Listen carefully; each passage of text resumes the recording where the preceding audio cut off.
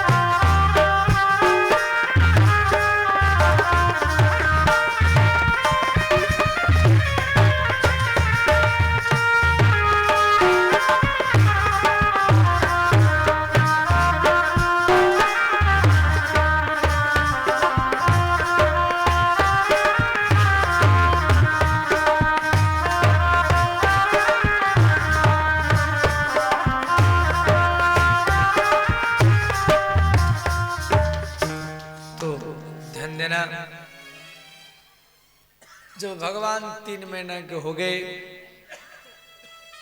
और करवट लिए, करवट उत्सव चल रहा है, तो कंस एक राक्षस को भेजा जिसका नाम है शकटासुर। उस शकट गाड़ी का रूप बना करके आया और श्री कृष्ण को पहिया के नीचे दबा करके मारने के लिए सोचा।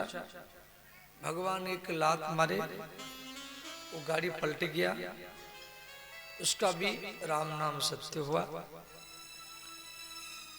उसके बाद में जब श्री कृष्ण 6 महीना के हो गए, 6 महीना के, तो कंस और एक राक्षस भेजा जिसका नाम है तृणावर्त। आवर्त, आवर्त माने घूमना, आवर्त शब्द का अर्थ है घूमना। और राक्षस विशाल काय, बिंडो, बिहार की भाषा में बोलते बिंडो, बीड़ो बोलता है। वो विशाल काय बीड़ो का रूप बना करके आया, तो ब्रज में वृंदावन में जितना से पेड़ उखाड़ने लगा। तो बालकृष्ण छोटे 6 महीना के, घुटना में चल रहे थे। तो राक्षस ने क्या किया, बालकृष्ण को उड़ा करके ले गया। वो सोचा जो कंस के पास ले जाऊं, परंतु भगवान आकाश में इतना वजन बढ़ाए, वो उड़ नहीं पाया। उसको ऐसे लगा शायद तो कोई मैं पहाड़ लेकर के आया हूं। तो धड़ाम से वो जमीन पर गिरा, उसके ऊपर भगवान बालकृष्ण गिरे, उसका भी राम नाम सत्य हुआ। इस प्रकार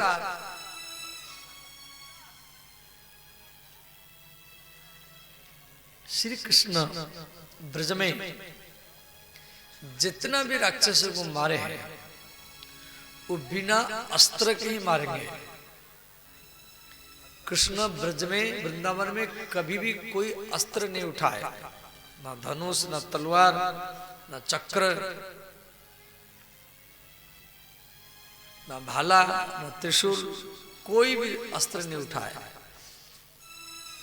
भगवान वृंदावन में 11 वर्ष रहे, मथुरा में 14 वर्ष रहे, द्वारिका में जाके 100 वर्ष रहे। टोटल कृष्ण पृथ्वी पर 125 वर्ष रहे। तो वृंदावन में जो 11 वर्ष रहेंगे कोई भी अस्त्र नहीं उठाएंगे। पुतना का दूध पी करके मारे, सकटासुर को लात से मारे, प्रलंबासुर के गला दबा करके मारे। अब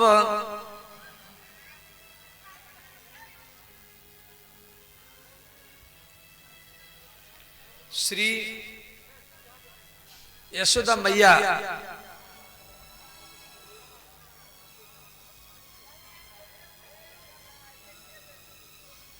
इस प्रकार बाल कृष्ण को लाड़ प्यार देते हैं। और इधर मथुरा से गर्गाचार्य जी आए गोकुल में। तो नंद बाबा वहां पर बैठे थे। नंद बाबा गर्गाचार्य जी को बोले, जी गुरुजी मेरे घर में 2 बच्चे जन्म लिए हैं, उनका नामकरण नहीं हुआ है। तो गर्गाचार्य जी बोले देखो हम यदुवंशियों के कुल गुरु हैं, यदि हम नामकरण करेंगे तो कंस को संशय होगा। नंद बाबा बोले नहीं नहीं आपके मुख से होगा। तो गर्गाचार्य जी बोले ठीक है हम नामकरण करेंगे, परंतु मैं उसी जगह में करूंगा जहां पर कोई न हो। तो नंद बाबा का गौशाला, नंद बाबा की गौशाला में नामकरण करने की विधान बनाया गया। और नंद बाबा की गौशाला में 9 लाख गैया है।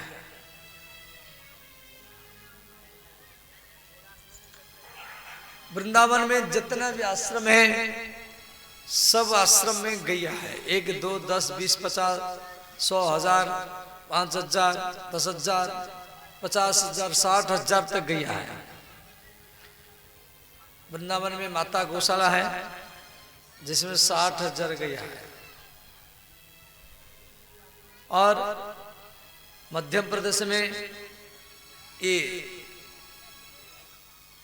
राजस्थान में एक पथमेड़ा गौशाला है, उसमें 1,10,000 गैया है।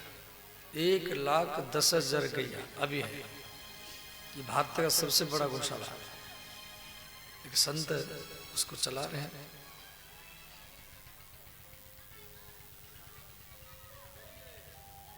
परंतु नंदबाबा की गौशाला में 9 लाख गैया थे। 9 लाख।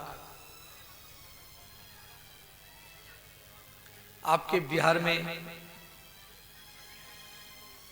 एक विश्वनाथ बाबा का नामक एक संत हुए, बाबा विशु बाबा का नाम सुने होंगे।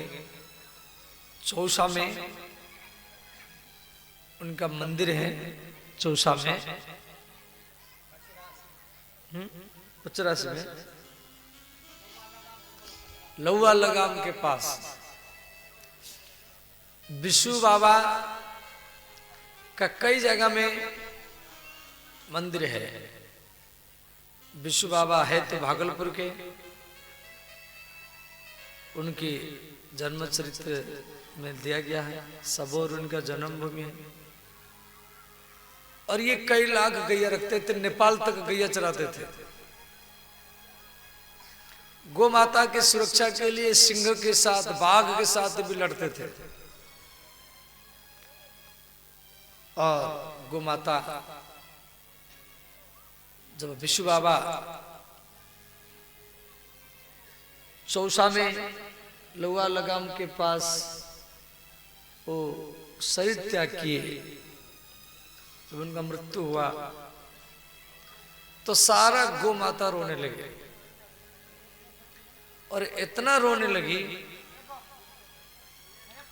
सब गौ माताएं उनके ऊपर दूध बरसाने लगे, अपने स्तन से दूध बरसाने लगे। और विशु बाबा के ऊपर एक गैया इतना दूध बरसाए और दूध के लहर में, दूध के तरंग से विशु बाबा के शरीर को सब गौ माता गंगा नदी में ही पहुंचा दे सकता। तब से विशु बाबा के स्थान में कोई भी किसान के घर में कोई नया बछड़ा बछिया जन्म लेती हैं, वह किसान विशु बाबा के स्थान में अभिषेक करता है। एक बार हम भी वहां कथा किए,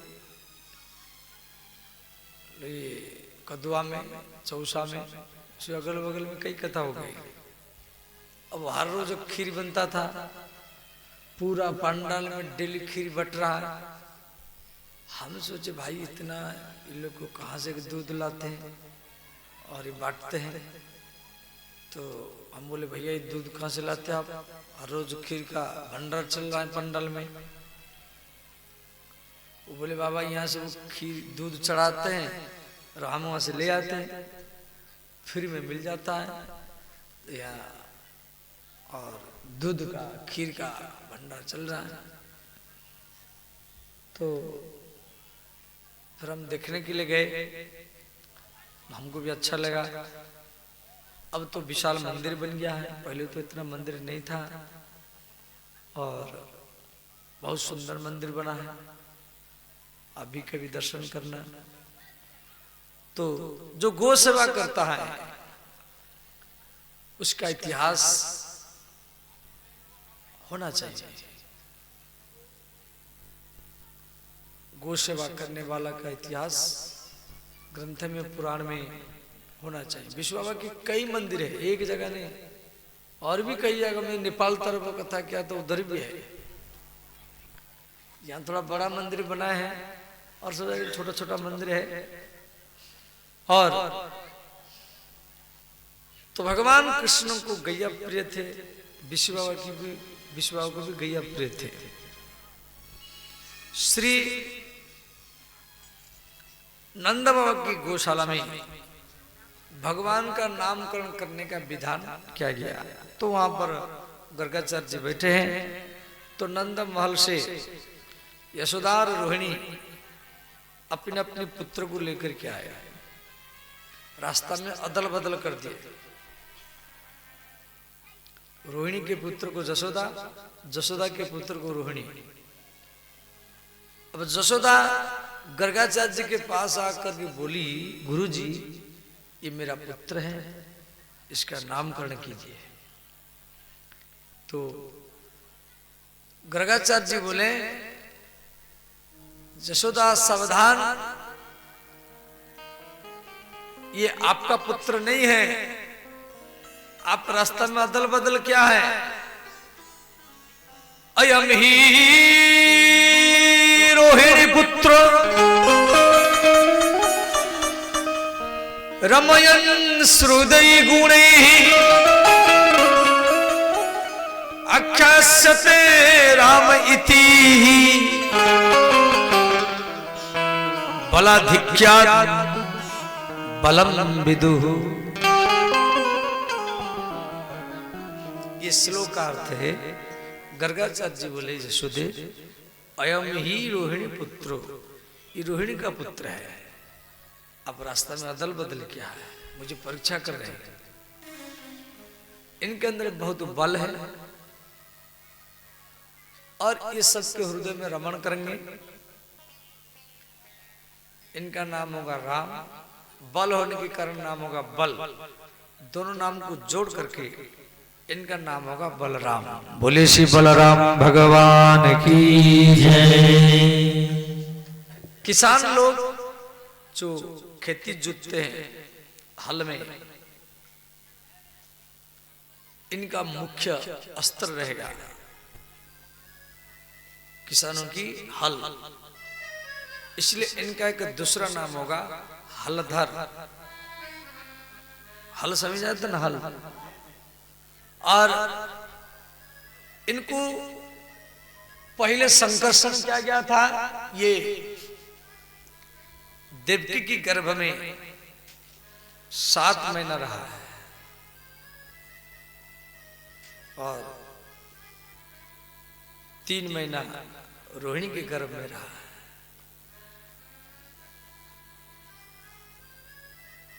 इसलिए इनका नाम होगा संकर्षण। रोहिणी इनको जन्म दिया तो इनका नाम होगा रोहिणी नंदन। कई नामकरण रखा गया। अब नंद को बोले, नंद आपका ये जो पुत्र है, ये सत्य युग में शुक्ल वर्ण है। शुक्ल वर्ण माने सफेद, तृतीया में रक्त वर्ण है, द्वापर में कलि युग में पीत वर्ण है। इदानी कृष्णताम गतः, इस समय ये कृष्ण रंग के है, काले रंग के है। इसलिए इनका नाम होगा कृष्ण। बोले श्री कृष्णचंद्र भगवान की जय। बहुनी संति नामानि सुतस्य ते, इनके बहुत नाम होगा। ये गैया चराएंगे तो नाम होगा गोपाल, गो माता इनका वंदना करेंगे तो नाम होगा गोविंद, वृंदावन में विहार करेंगे तो नाम होगा वृंदावन बिहारी, रास करेंगे तो नाम होगा रास बिहारी, गिरिराज पहाड़ उठाएंगे तो नाम होगा गिरिधारी। जैसे जैसे ये लीला करेंगे ऐसे ऐसे इनका नामकरण होगा। इस प्रकार भगवान का नामकरण हो गया। अब माँ यशोदा बाल कृष्ण को कन्हैया कन्हैया कह करके बोलती थी। माँ यशोदा श्री कृष्ण को महल में लाई और सोचा जब मेरे लाला को विश्राम नहीं मिला है तो माँ यशोदा बाल कृष्ण को सुलाने के लिए जा रहे। छोटे बच्चों को सुलाते समय में कहानी सुना कर की, लोरी सुना कर की, कथा सुना कर की सुलाना चाहिए। जो गाना, जो कथा बच्चों को सुनाएंगे बच्चे ऐसे ही बनेंगे। श्री सूरदास जी का एक भजन है,